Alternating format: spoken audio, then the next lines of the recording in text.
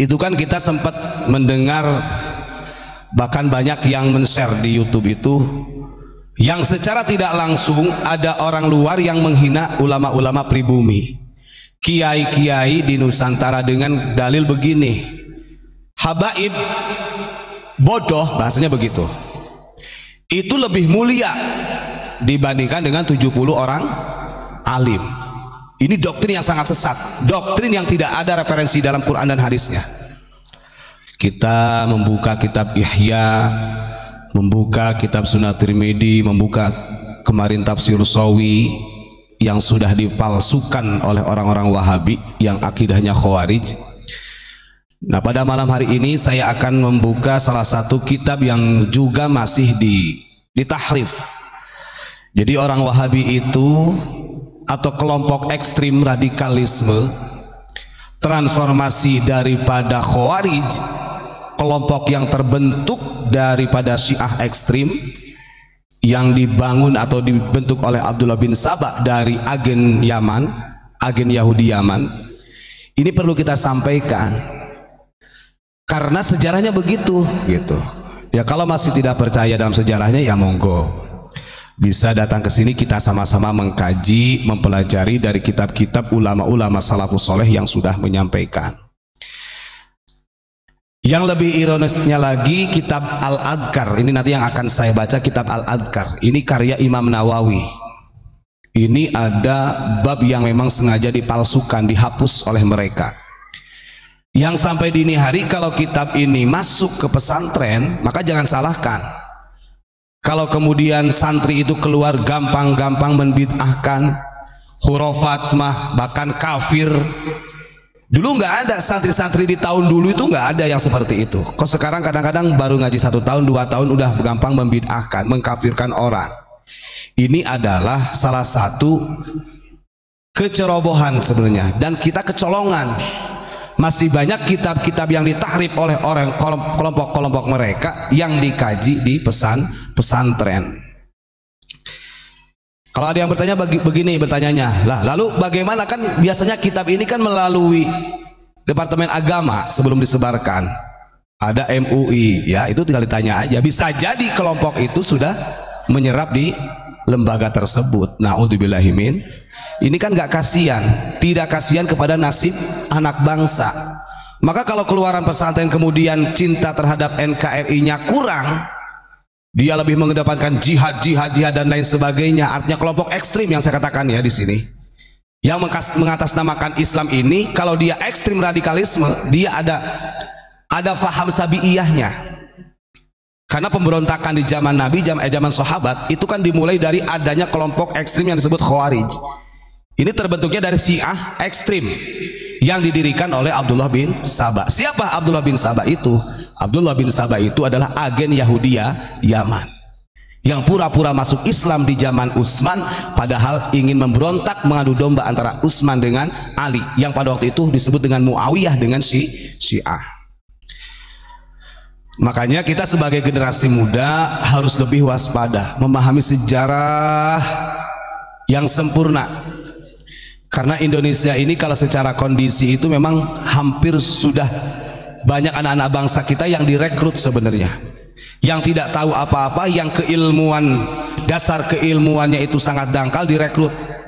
Sehingga anak-anak muda remaja kita yang tidak pemahaman agamanya kurang, dia berani-berani saja dibodohin, kamu jihad aja biar langsung masuk surga, daripada kamu mabuk-mabukan, bunuh diri, bom bunuh diri. Dan ini berkembang, ini yang harus diwaspadai. Baik, untuk selanjutnya kitab Al-Adhkar ini saya akan buka, tapi sebelum Al-Adhkar saya akan sedikit membacakan dari kitab Muraqil Ubudiyah karya Syekh Nawawi Al-Bantani.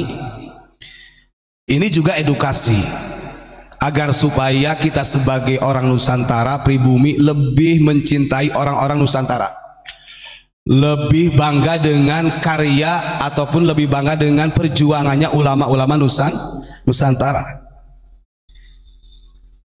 Ini perlu saya sampaikan.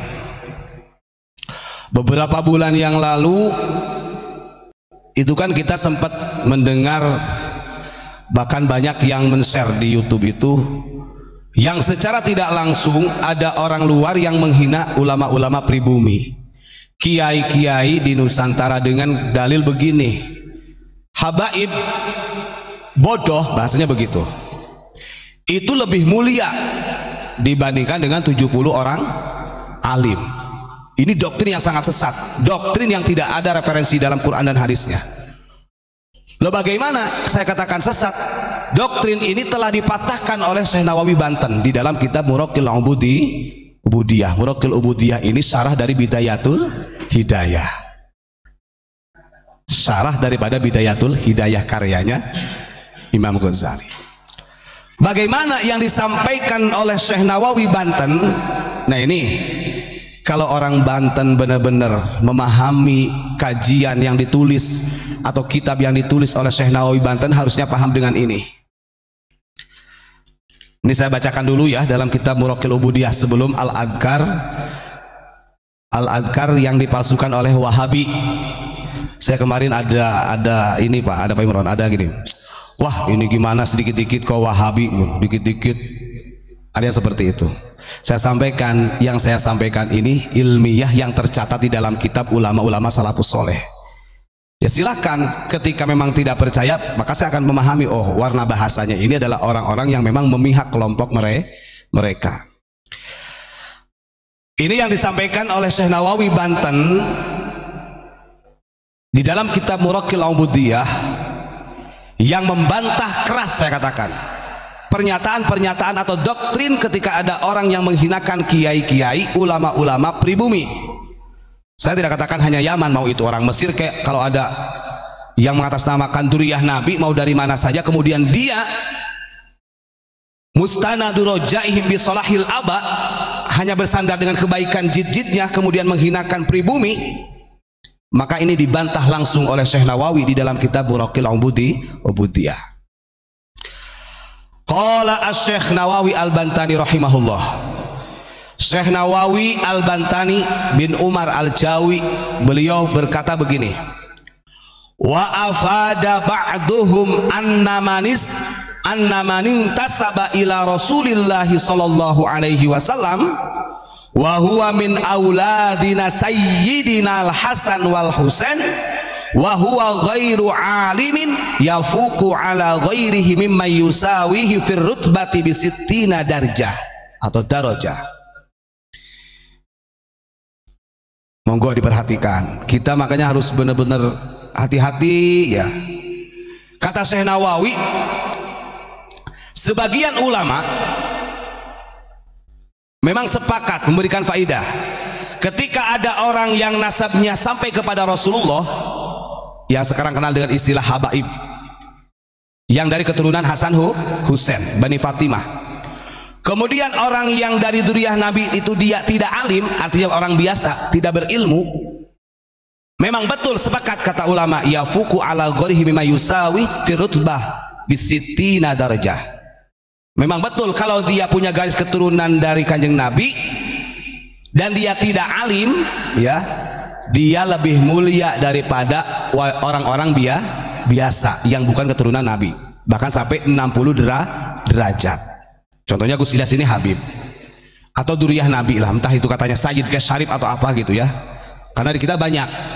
Tapi Gus Ilyas bukan orang alim dibandingkan dengan saya yang silsilah nasabnya tidak sampai kepada Rasulullah. Tentunya secara garis keturunan lebih mulianya Gus Ilyas, bahkan 60 derajat kalau sama-sama tidak alim, tidak berilmu.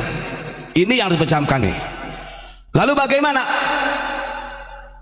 Wa annal alima alladzi lan yunsab ilaihi yafuqu ala ghairil alimi mimman intasaba ilaihi bisittina darajah.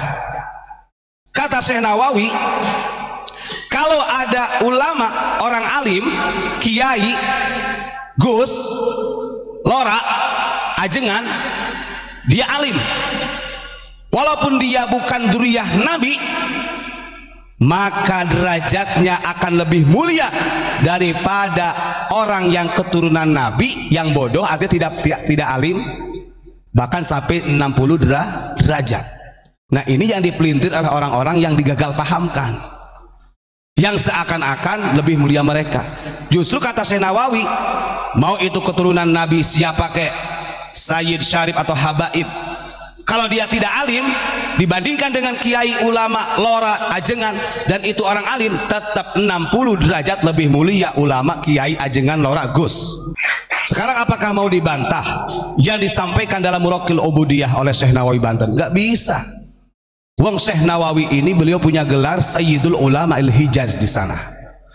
Nah ini kadang-kadang ada doktrin yang seakan-akan pribumi ini, Masya Allah, kita sebagai warga negara Indonesia tetap gak terima kalau ada pernyataan seperti itu.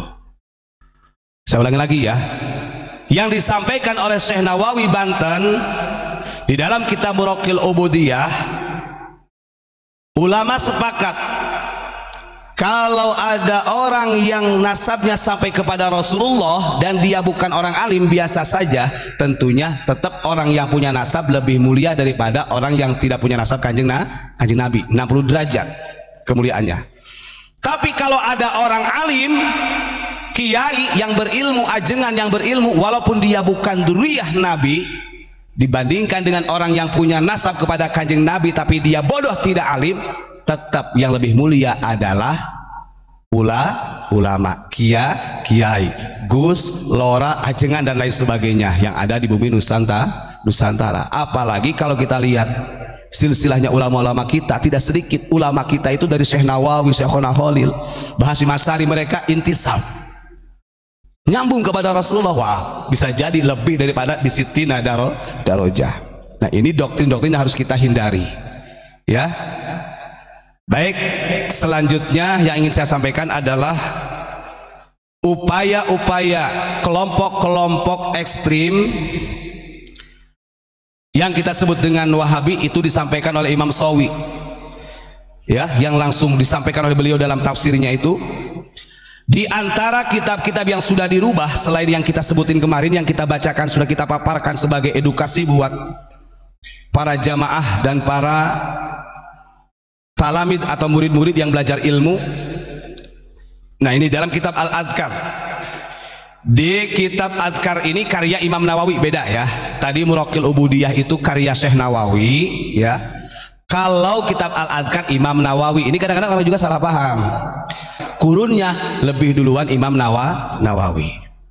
Makanya dulu pernah ketika di tanah Hijaz, Syekh Nawawi Banten itu punya gelar selain Sayyidul Ulama Al-Hijaz, beliau diberi gelar Nawawi Tsani. Karena pemahamannya, keilmuannya hampir sama dengan Imam Nawawi yang mengarang kitab Adhkar ini. Jadi Nawawi jilid kedua pada waktu itu yang dinisbatkan kepada Imam Nawawi. Di dalam kitab Adhkar, monggo para santri, para jamaah ataupun yang mau buka di situ dalam kitab fi kitabi Adhkaril Haji. Kalau cetakan yang asli di dalam kitab haji ini ada faslun,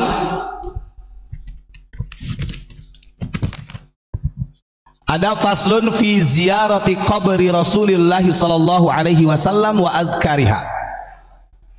Fasal di mana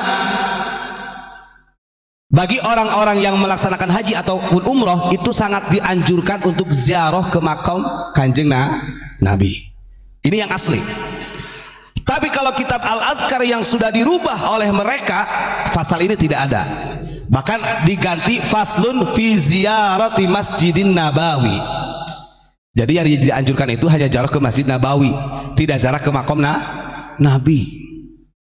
Sampai sebenci itu dengan amalia-amalia Ahlussunnah wal Jamaah. Saya bacakan ya, ini karangan yang asli. Jadi nanti kalau yang punya kitab Al-Adhkar tinggal dicek di kitab Adhkaril Haji. Kalau faslun fi ziyarati qabri Rasulillah itu tidak ada, maka bisa dipastikan kitab itu telah ditahrif, telah dipalsukan oleh kelompok-kelompok mereka. Ya, ini saya bacakan. Faslun fi ziyarati qabri Rasulillah sallallahu alaihi wasallam wa adhkariha. Dalam pasal ini Imam Nawawi menjelaskan tentang ziarah kubur atau dianjurkannya ziarah ke makbarahnya kanjeng Nabi Muhammad sallallahu alaihi wasallam wa adhkariha, dan zikir-zikir yang dibacakan ketika ziarah. Ini sangat dianjurkan. Kenapa dianjurkan? Kata Imam Nawawi, sawaun kana dzalika tariquhu, aulam yakun. Nah ini biasanya kan kalau orang yang haji, kalau kita ikut apa namanya itu, namanya apa sih kalau yang menyediakan travel itu kan macam-macam. Jadi kadang-kadang ada yang rute ziarah, ada yang tidak, kan begitu. Ini sampai sedetil itu Imam Nawawi. Pokoknya mau ikut travel yang ada rutenya ziarah makom ataupun tidak ada, berarti ini kan sudah dikaji sama Imam Nawawi. Karena bisa jadi yang punya travel haji umrah itu orang mereka yang tidak mengindahkan ziarah. Pokoknya sawaun kana tariquhu aw lam yakun, tetap harus ziarah. Anjuran Imam Nawawi. Makanya dulu pernah makam Kanjeng Nabi sampai mau dibongkar. Yang melawan siapa? Ulama kita. Sampai ada komite Hijaz yang dipimpin oleh Syekh Kiai Haji Abdul Wahab Hasbullah. Di sini dijelaskan fa inna ziyaratahu sallallahu alaihi wasallam min ahammil qurubat. Karena sesungguhnya ziarah kepada makam Rasulullah itu adalah bagian daripada perkara yang akan lebih cepat mendekatkan diri kita kepada Allah. Wa arbahil masai, dan suatu amalan yang sangat menguntungkan, artinya pahalanya besar kalau kita ziarah ke makam Nabi Muhammad sallallahu alaihi wasallam. Wa afdalit thalabat, dan termasuk harapan-harapan yang paling mulia. Coba kita bayangkan, kitab tentang ziarah kubur ini dicopot, dipalsukan oleh orang-orang mereka. Maka betul kalau ada santri keluar pesantren, wah ziarah kubur haram, bid'ah, tahlil bid'ah, karena ajaran ini juga dipalsukan. So kita lihat sekarang banyak orang yang membid'ah-bid'ahkan, banyak orang yang mengkafir-kafirkan, karena banyak kitab-kitab yang ditulis oleh ulama-ulama terdahulu telah dirubah. Makanya kalau kita lihat perjuangan ulama-ulama kita terdahulu, Masya Allah, kemarin kita ceritakan bagaimana Syekh Nawawi memerintahkan kepada Abu Yamamah Armin melawan bangsa Arab Kut-Kut, bagaimana pasukan Kiai yang dari Indonesia untuk melawan orang-orang Wahabi yang ingin membongkar kuburan Nabi, sampai terjadinya komite Hijaz. Nah itu yang memimpin dari ulama kita, Kiai Haji Wahab. Makanya Masya Allah, kita bersyukur alhamdulillah sampai dini hari Indonesia masih utuh menjadi negara kesatuan Republik Indonesia, dan Indonesia ini masih utuh ideologi Pancasila. Ini kalau sampai orang-orang berani sampai merubah ideologinya, bahkan ada dulu yang sampai ingin merubah NKRI itu bukan negara kesatuan Republik Indonesia, jadi negara khilafah Rafidah Islamiyah. Ini kan lebih ngeri lagi.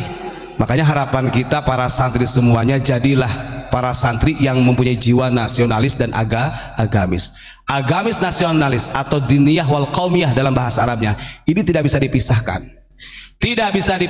tetap harus kita pegang teguh agar supaya negara kita tetap aman dan tidak direbut oleh orang-orang yang tidak bertanggung jawab.